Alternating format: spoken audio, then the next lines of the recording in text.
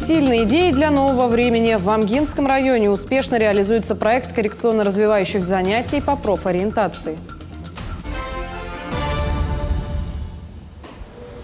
Инициатива Центра занятости населения Амгинского района в прошлом году вошла в число лучших конкурса «Сильные идеи для нового времени».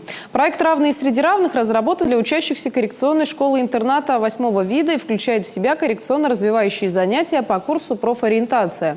Этот проект успешно реализуется с 2016 года. Автор проекта Лена Вендель обратила внимание на то, что значительная доля выпускников после завершения специальных СУЗов испытывают трудности в последующем трудоустройстве, обусловленных целым рядом факторов.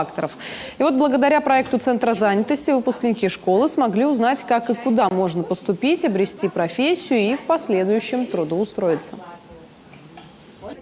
Цель проекта в том, чтобы, когда заканчивая эту школу, ребята могли найти свое занятие, обучение и быть занятыми.